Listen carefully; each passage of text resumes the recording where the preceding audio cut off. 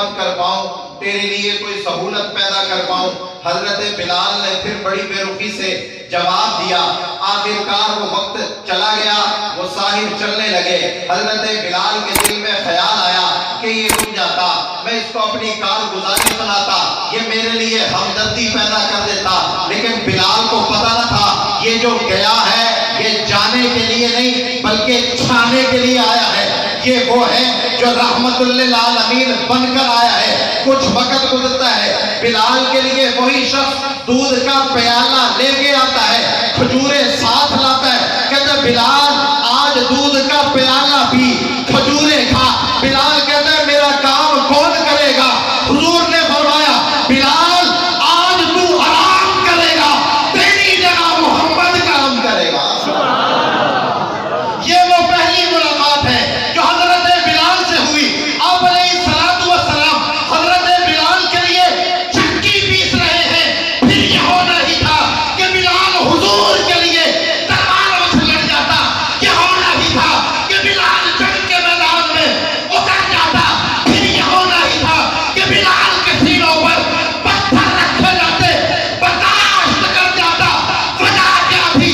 بلال کے لیے محمد تب کھڑے رہے جب کوئی نہ تھا، اور آج بلال کے لیے اگر جنگ کی سرزمین پر کوئی کھڑا ہوا اسے حق نواز کہتے ہیں۔ اگر جنگ کی سرزمین پر کوئی بلال کے لیے آواز اٹھائے حق نواز کا نام آتا ہے۔ پھر پوچھا گیا بتا تجھے صحابہ کے لیے کتنا مارا گیا، بتا تجھ پر کتنا تشدد کیا گیا، بتا تجھے کتنا پیٹا گیا۔ کہاں پیٹا تو گیا لیکن بلال سے کم پیٹا گیا، مارا تو گیا لیکن بلال سے کم مارا گیا۔ ہم تک دین پہنچایا تو یہ وجہ ان کی ہے کہ جنہوں نے انگاروں کو پانی سے نہیں بلکہ اپنی چربی سے بجھایا ہے۔ ہم تک دین پہنچایا تو ان کے ذریعے سے کہ جنہوں نے تیرے سالوں پر گھوڑوں پر نہیں اپنے قدموں کو چھلنی کروایا ہے۔ ہم تک دین پہنچا ہے تو ان کے ذریعے سے جنہوں نے اپنے بچوں کو گھروں میں اکیلا چھوڑ کر، جنہوں نے اپنی بیوی کو اکیلا چھوڑ کر، بچوں کو بے سہارا چھوڑ کر ہم تک دین پہنچایا۔ وجہ کیا ہے؟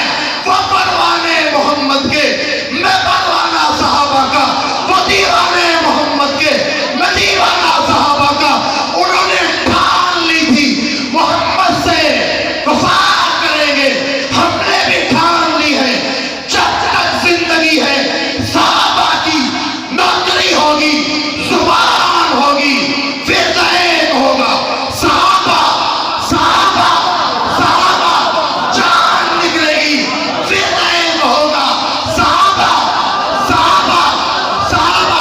بات کو شہید کروایا جا سکتا ہے، کایا کو کراچی میں شہید کروایا جا سکتا ہے، تو غزلوں کو شہید کروایا جا سکتا ہے، قیامت کو شہید کروایا جا سکتا ہے۔ یہ نام چھوڑا نہیں جا سکتا، وہ نام ہے صحابہ صحابہ صحابہ۔ سامعین محترم، اس کے لیے ہماری کیا حیثیت ہے کہ ہم نے کیا کیا، کتنا کیا۔ والد شیخ رحمۃ اللہ علیہ فرماتے ہیں کتاب میں لکھا ہے کہ میں سعودیہ میں گیا اور میرا دل کیا کہ میں یہاں مسجد نبوی میں بیٹھ کر کچھ قربانیاں بتاؤں، اور ہم نے یہ کیا یہ کیا یہ کیا۔ وہ کہتے ہیں میرے صرف گمان میں یہ تھا تو میرے گمان میں حضرت خبیب آ گئے، میرے گمان میں صحابہ کرام آ گئے۔ وہ کہتے ہیں کیا ہے تو کیا ہوا، انہوں نے تو رخ مصطفیٰ کو چھوڑا تھا، انہوں نے تو دین کے لیے حضور کی صحبت کو چھوڑا تھا۔ ہم نے کیا بھی تو کیا کیا، ہم تھانے تک گئے، ہم نے کیا بھی تو کیا کیا، ہم روڈ تک گئے، ہم نے کیا بھی تو کیا کیا، ہم چوک تک گئے۔ صحابہ تمہاری عصمت پہ قربان، تم مدینہ سے نکلے، سمندروں تک پہنچے، تم مدینہ سے نکلے، بر صغیر تک پہنچے، تم مدینہ سے نکلے، صحرا تک پہنچے، پھر پہنچتے ہی چلے گئے، بڑھتے ہی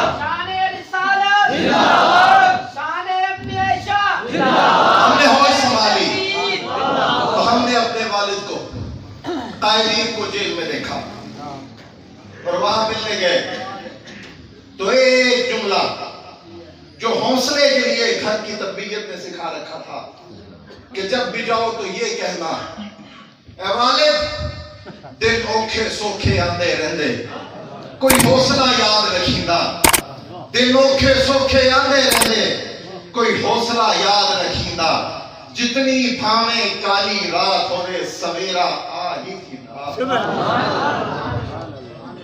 اور ہمیں والد شہید رحمت اللہ علیہ نے ہاتھ سے پکڑا مجھے اور پکڑ کر اندر لے گئے، فیصل آباد میں اندر لے گئے تو دیکھا کہ باہر صحابہ کے غلام کم ہے، اندر صحابہ کے غلام زیادہ ہیں۔ ہمیں ڈراتے ہو کہ باہر سے بھی اندر سے بھی تربیت میں سکھا دیا گیا ہے، اگر جرم صحابہ کہنا ہے پرواہ کوئی نہیں، مجھے وہ شہید نہیں بھولتا جو یہ کہتا تھا کہ آج اللہ تو نے میرے گلے میں پھنسا ڈالا ہے، دیکھ میرا ہاتھ تو نہیں کانپا، دیکھ میرے پاؤں تو نہیں کانپے، ہاں میرا دل کانپا ہے کہ میں چاہ رہا ہوں صحابہ کا حسن زندہ۔ ایک ہی دکھ لیے کر رہے ہیں، اسمبلی میں ہو تب بھی، ممبر پہ ہو تب بھی، چوکوں میں ہو، گھر میں ہو تب بھی ایک ہی دکھ ہے۔ وہ دکھ کیا ہے؟ چھنویں شہید کو کوئی ملنے گئے رات کے وقت، دروازہ کھٹکھٹایا، لائٹ جل رہی تھی تو پھر دروازے سے باہر آئے اور چھنویں شہید بھی اس دکھ میں رو رہے تھے۔ وہ کیا دکھ تھا بتا تو صحیح؟ وہ کہتے دیکھ میں زندہ ہوں، اور اس کمینے نے امی عائشہ کے متعلق کیا لکھا ہے؟ اس زمین سے پیار ہے، اس زمین کو ماں کہتے ہیں، اس زمین سے محبت ہے، اکابرین دفن ہیں، والد دفن ہیں، لیکن سن لے تجھ جیسی ہزار زمینیں امی عائشہ کے دوپٹے پہ قربان۔ صرف ایک ہی دکھ کے سہارے جی رہے ہیں کہ ہم زندہ ہیں، جس کو قرآن نے ہماری ماں بنایا ہے اس پر کوئی بہتان لگائے، اس پر کوئی بہتان لگائے، اللہ وہ دن لائے گا، ضرور لائے گا، وہ ضرور لائے گا کہ جب بھی کوئی صحابہ کرام کے خلاف بولے گا، ادارے حرکت میں آئیں گے، قانون حرکت میں آئے گا اور اس کی سزائے موت ہوگی۔ اور چھن میں الحمدللہ آئے دن بیٹھے ہم نے اداروں کی محنت سے اتنی محنت کی کہ جس نے گستاخی کی وہ جیل کا رستہ دیکھ کر آیا۔ اس دفعہ محرم میں ایک شخص نے صرف عمر کا عین کہا تھا، دوسروں نے اس کے منہ پر ہاتھ رکھا اور باہر نکال دیا کہ تو ہم پر بھی ایف آئی آر کروائے گا۔ یہ قانون ہے جس کے لیے ہم محنت کر رہے ہیں، یہ اس قانون کا اثر ہے جو ہم نے دیکھا۔ فیصل آباد سے حضرات آئے اور عموماً ضلع میں یہ جب محرم گزر جائے تو اس کے بعد دعوت شعوت کرتے ہیں، ڈی پی ہوتا ہے، اس کے بعد فیصل آباد سے افسر، ان کے موجودگی میں یہ بات ہوئی کہ کوئی شرارت کرنے لگا تو دوسروں نے اس کے منہ پر ہاتھ رکھ کے اس کو روک دیا۔ میں نے کہا کہ نواز یہ تیری ان قربانیوں کی بدولت ہے کہ آج دشمن بھی سوچتا ہے کہ یہ عمر کا نام مجھ پر بھی بھاری ہے، میرے جلوس پر بھی بھاری ہے۔ سامعین محترم، یہ آسانی سے نہیں ہوا، اس کے لیے وہ گلیاں نہ بھولیں جس میں حق نواز کو گھسیٹا گیا، یہ آسانی سے نہیں ہوا، اس کے لیے یہ نہ بھولیں کہ سیشن کورٹ میں اظہار القاسمی کے قائد مولانا ضیاء الرحمن فاروقی کو شہید کر دیا گیا، اس کے لیے یہ نہ بھولیں کہ آپ نے کئی ہزار جنازے اٹھائے، اگر اب بھی جنازے اٹھانے کے بعد ہم جماعت کی تسبیح میں نہ پڑھوئے تو پھر کیا فائدہ؟ ان سب کے بعد اگر ہم ایک جاں نہ ہوئے تو کیا فائدہ؟ ایک جاں ہونے سے اللہ کی توفیق سے جو حالات ہوئے میں آپ کے سامنے ذکر کر رہا ہوں کہ چھن میں الحمدللہ اداروں نے اپنی ملتیت میں ایف آئی آر دی اور دے رہے ہیں۔ کوئی گستاخی کرے، یہ ملک صحابہ اکرام کے نام پر بنا ہے اور صحابہ आलिमाओं के लिए बनाया।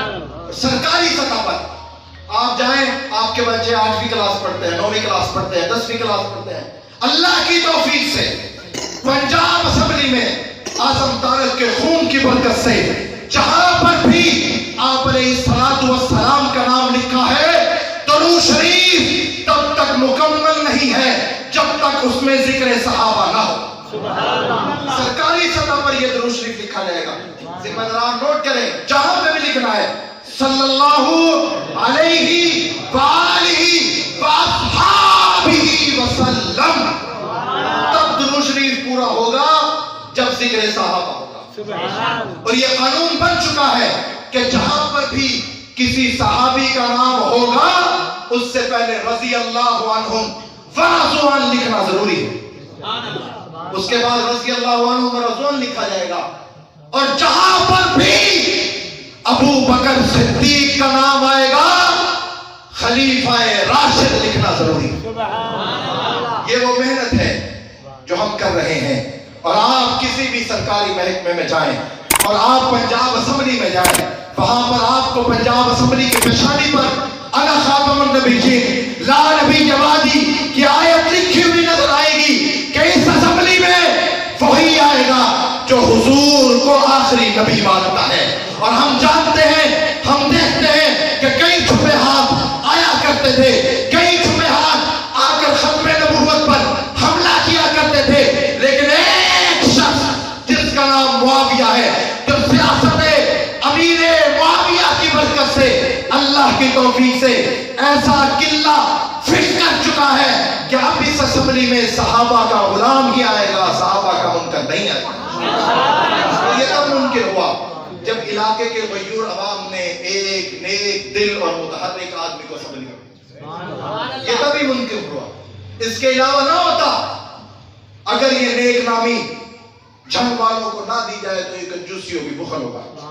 ये उनकी मेहनत है कि जिन्होंने हक नवाज झंगवी से लेकर मुआविया आजम तारक तक अपनी गली पे नहीं बिके, बल्कि अगर बिके हैं तो सहाबा के नाम पे बिके, अगर जाने दी है तो सहाबा के नाम पर दी है। और यही वजह है कि अल्लाह रब्बुल इज्जत ऐसा नुमाइंदा लेकर आते हैं जो ये चाहता है कि हमारी जिंदगी रहे ना रहे, इस्लामाबाद के जलसे में मुआहदा करके आए, फिर से अहद किया, ऐ हुक्मरानो, अगर तुम कहो कि तुम्हें तीनों भाइयों की गर्दनें चाहिए, गर्दनें देंगे, लेकिन सहाबा की इज्जत का कानून बना, न सर झुका के जिए, न मुंह छुपा के जिए, सितमगरों की नजरों में नजरें मिला के जिए, राह जिंदगी में 4 दिन कम जिए तो क्या हुआ, हम साथ उनके थे जो मशाले जला के जिए। वाखिर दावाना अल्हम्दुलिल्लाह।